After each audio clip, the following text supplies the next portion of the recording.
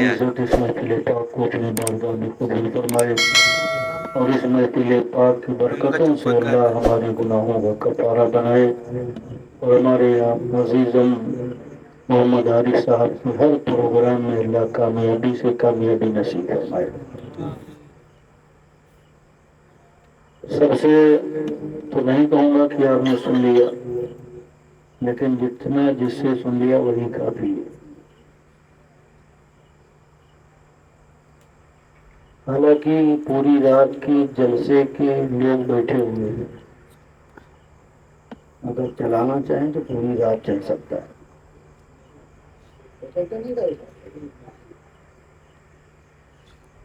یہ بڑے قیمتی لوگ ہیں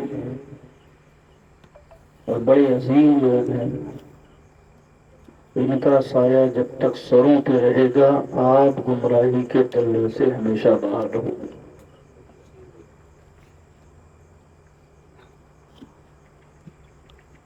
آج شادی خانہ بازی کا موقع ہے،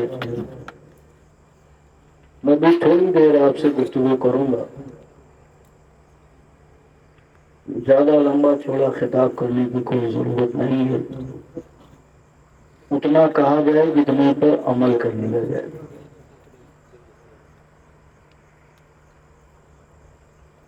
میں ایک فکر دے کے گفتگو ختم کروں گا، کیونکہ اللہ رب العزت نے اتنا عظیم سرمایہ عطا فرمایا ہے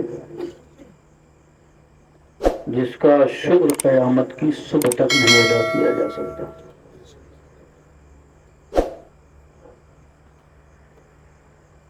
آج ہم سب پڑھے لکھے لوگ، جانکار لوگ جس ملک میں رہ رہے ہیں، ملک ایک ہے لیکن کئی ناموں سے اسے پکارا جاتا ہے۔ اپنے اپنے انداز میں ہر آدمی کہتا ہے، کوئی انڈیا کہتا ہے، کوئی بھارت کہتا ہے، کوئی ہندوستان کہتا ہے، چیز ایک ہے، نام انیک ہے۔ اس ملک میں اگر آپ کو رہنا ہے تو پھر اس ملک کا وفادار بن کے رہنا ہے، وفادار بن کے رہنا ہے۔ اور جب آپ اس ملک کے قانون کے، آئین کے، دستور کے مطابق زندگی گزارو گے تو یہ ملک اور اس کا قانون آپ کو پروٹیکٹ کرے گا، آپ کی حفاظت کرے گا، جان کی بھی، مال کی بھی، اولاد کی بھی، زمین کی بھی، جائیداد کی، ہر چیز کی حفاظت ہوگی۔ جب تک ملک کے وفادار رہو گے ملک کا دستور تمہارے ہر عمل کی حفاظت کرے گا۔ بات سمجھ میں آ رہی؟ ملک کے وفادار رہو گے تو ملک تمہارے تئیں وفادار رہے گا۔ اور آپ بخوبی جانتے ہو جس ملک میں ہے اس ملک کی ایک سرحد ہے، اس ملک کی کیا ہے؟ ایک سرحد ہے۔ سرحد پر ہمارے گھر کا نوجوان رائفل لے کر 2400 گھنٹہ کھڑا ہے۔ کھڑا ہے کہ نہیں؟ بولو بھائی، کھڑا ہے نا؟ وہ جاگ رہا ہے تبھی ہم میٹھی نیند سو رہے ہیں۔ حالات کیسے بھی ہو، تاپمان کیسا بھی ہو، وہ بندہ اگر برف گر رہی تو برف میں کھڑا ہے، آگ برس رہی تو آگ میں کھڑا ہے، پانی برس رہا ہے تو پانی میں کھڑا ہے۔ کیوں؟ اس لیے کھڑا ہے کہ اس ملک کی سرحد سے کوئی ادھر نہ جائے اور کوئی ادھر کا ادھر نہ جائے، اسی لیے تو کھڑا ہے،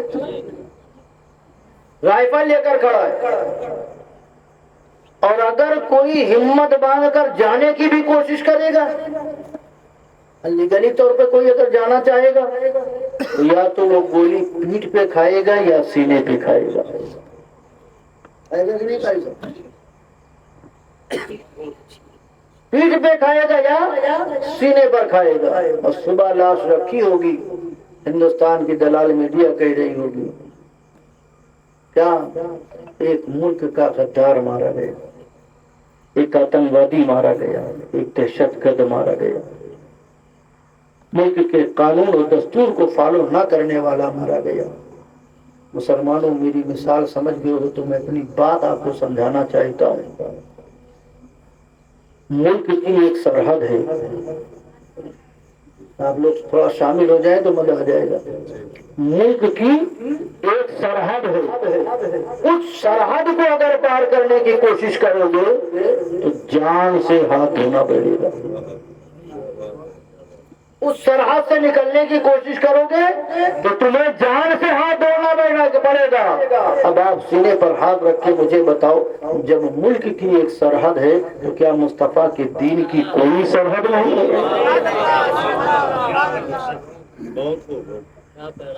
کیا رسول کے دین کی کوئی حد نہیں ہے؟ جب چاہو جب آؤ، جب چاہو جب آؤ، شراب پی کے آؤ تب بھی چلے گا، زنا کر کے آؤ تب بھی چلے گا، جوا کھیل کے آؤ تب بھی چلے گا۔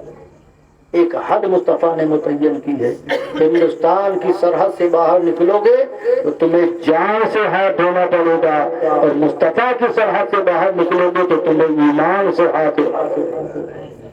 بے شک۔ اب تمہیں سرحد میں رہ کے زندگی گزارنی ہے، اور سرحد و حد میں رہنے کے لیے کسی عالم کی ضرورت نہیں ہے۔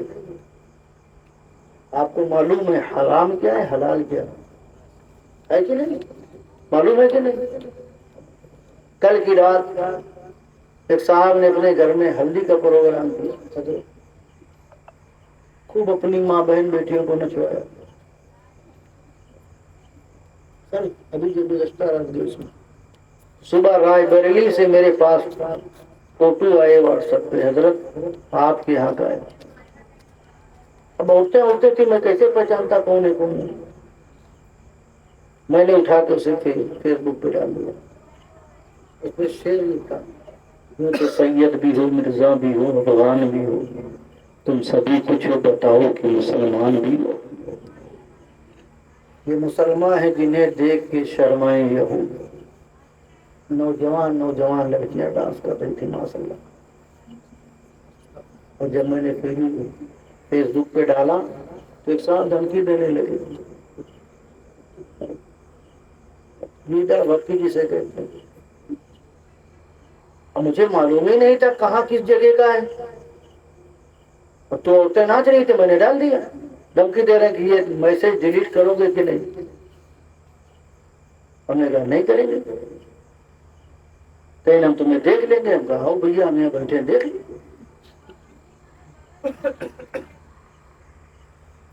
ہم نے کہا ضرور آئیے گا، ہم آپ کو دیکھ لیں، اب ہم کو دیکھ لیں۔ کہ گیدڑ بھکتی کسی اور کو دینا، کہیں کسی کے گھر کی عزت کو آپ ایسے نیلام کریں گے۔ ابھی ہم نے کہا جب تجھے ناچتے ہوئے شرم نہیں آئی،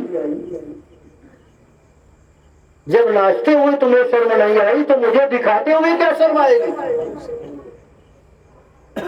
تمہیں ناچتے ہوئے شرم نہیں آئی، مجھے دکھانے میں شرم محسوس کر رہے۔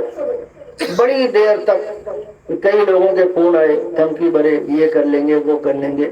ہم نے کہا ان دھمکیوں سے میں ڈرنے والا نہیں ہوں، تم اگر اصلی ہو تو آؤ۔ کئی جگہ جانا تھا، آج میں ایک ہی جگہ بیٹھا رہا جہاں میں نے ان کو لوکیشن دی تھی۔ یہ بات جاؤں گا، آپ بتاؤ اچھا کام ہے یا برا کام ہے؟ عزت دار گھر کی بیٹیاں ناچیں،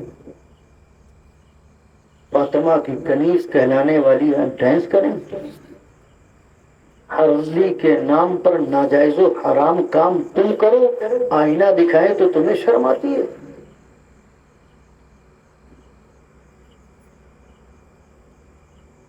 آج عالموں سے، دنیا کے لوگوں سے سامنا کرنے میں تمہیں شرم محسوس ہوتی ہے، کیا قبر میں تجھے مصطفیٰ کا سامنا نہیں کرنا ہے؟